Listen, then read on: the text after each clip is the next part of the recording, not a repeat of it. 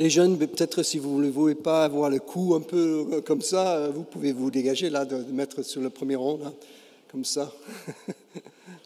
Ça serait plus facile de me regarder.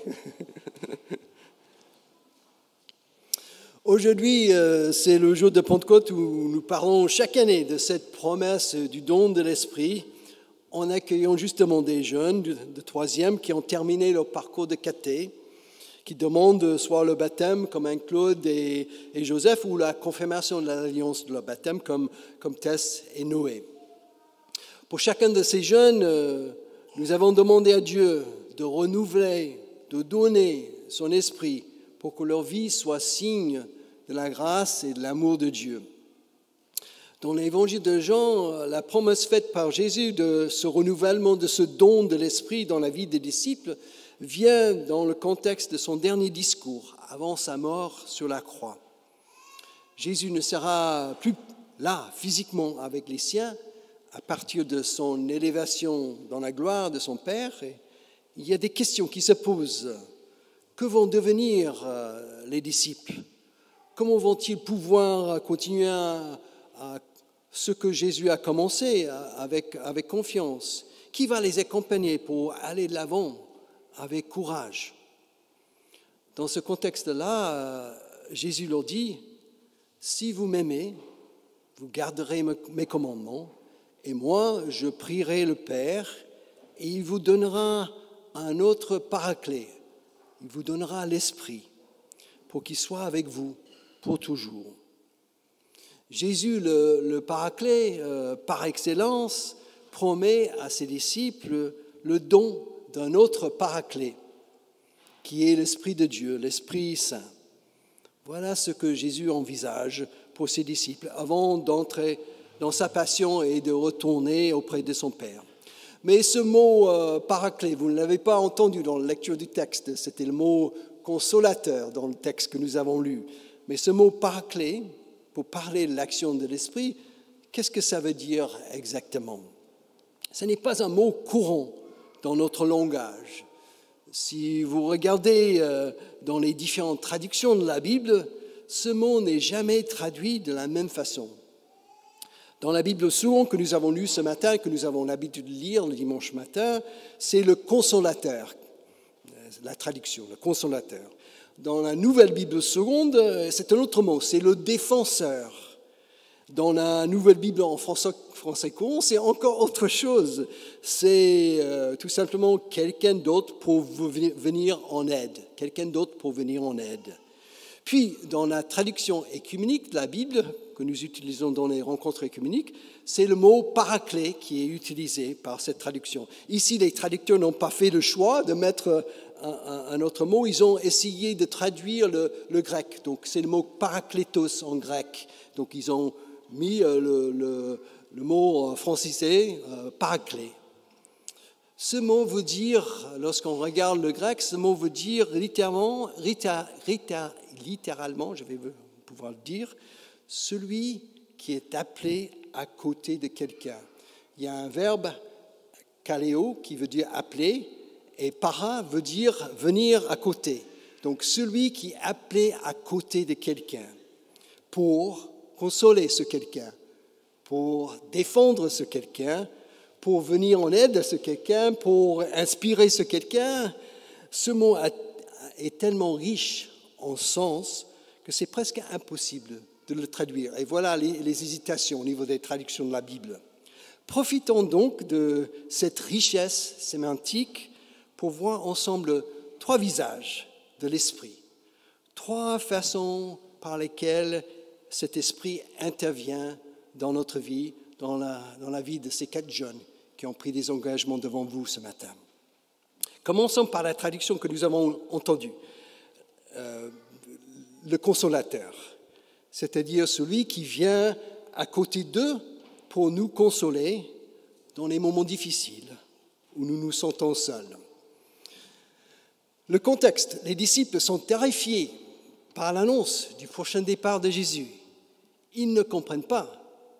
Ils se sont sans doute abandonnés par le Maître et seuls devant les difficultés du monde. Et ils ont peur. Mais Jésus, dans ce discours, les rassure. « Je ne vous laisserai pas orphelins. Je viens vers vous. Le monde ne me verra plus, mais vous me verrez parce que moi, je vis et vous aussi. Vous vivrez avec le Consolateur à vos côtés pour traverser les moments difficiles qui viendront. Vous ne serez jamais seuls. » Voilà ce que Jésus leur dit dans ce discours, en gros. Nous aussi, nous vivons tous des moments de découragement où nous nous sentons seuls face aux difficultés que nous pouvons confronter dans notre monde, les difficultés que nous pouvons traverser. Parfois, nous pensons qu'il n'y a personne qui nous comprend. Parfois, nous pensons qu'il n'y a personne qui peut venir nous aider. Et nous nous enfermons un peu dans notre solitude.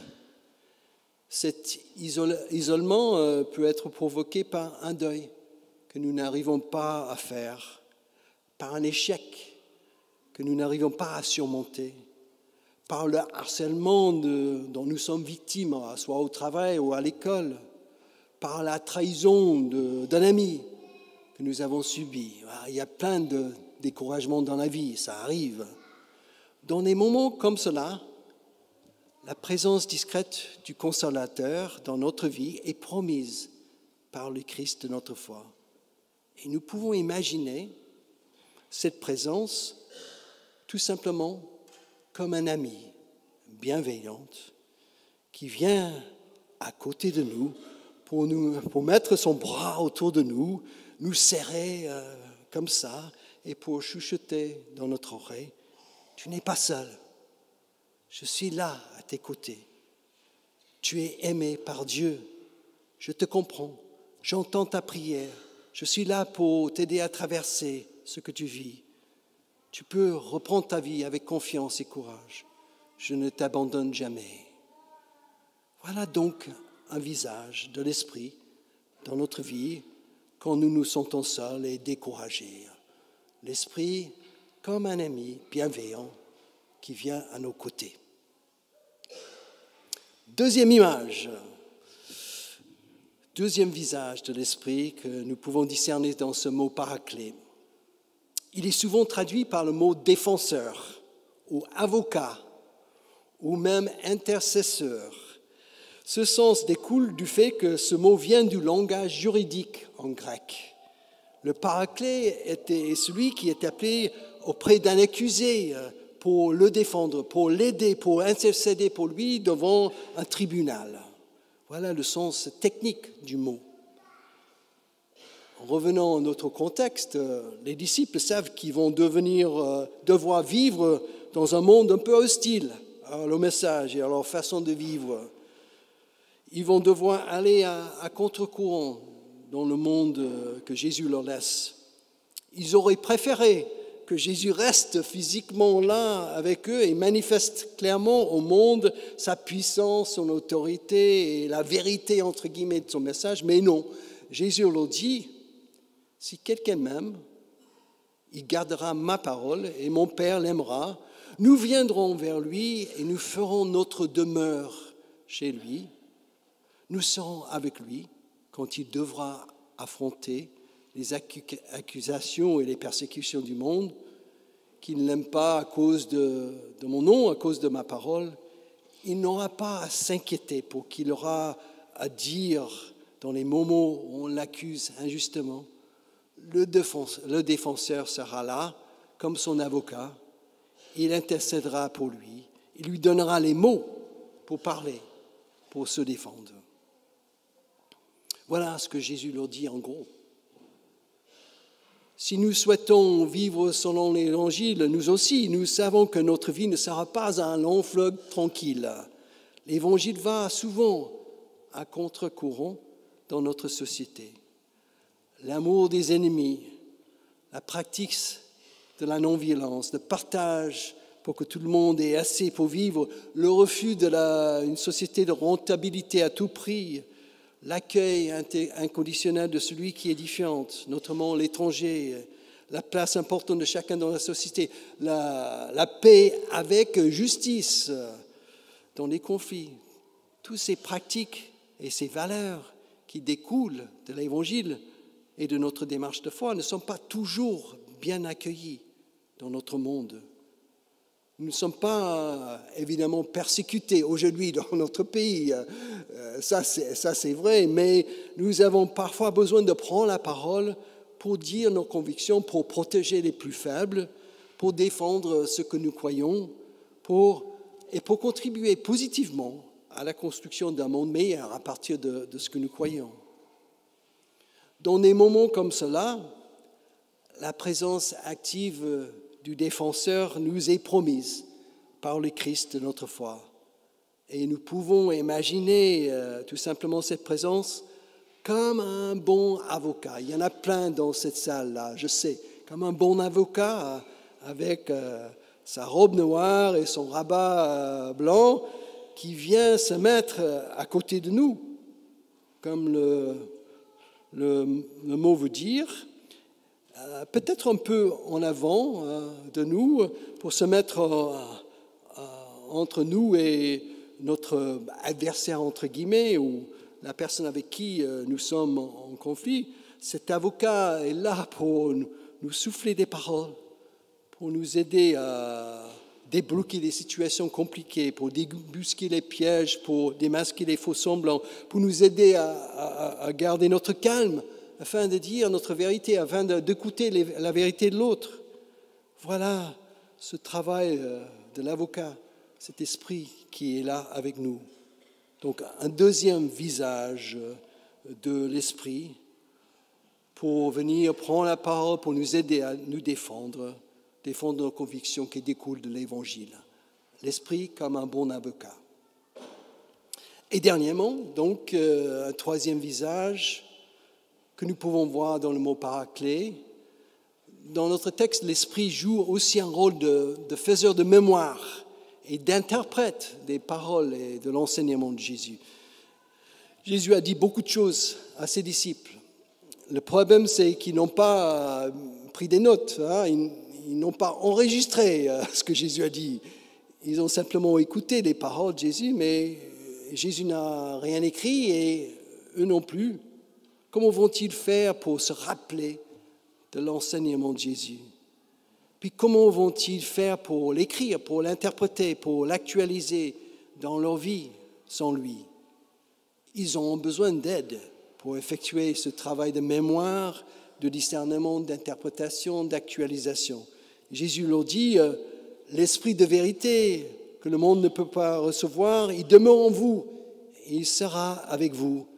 C'est le Paraclet, l'Esprit Saint, que le Père enverra en mon nom, qui vous enseignera toutes choses et vous rappellera tout ce que moi je vous ai dit.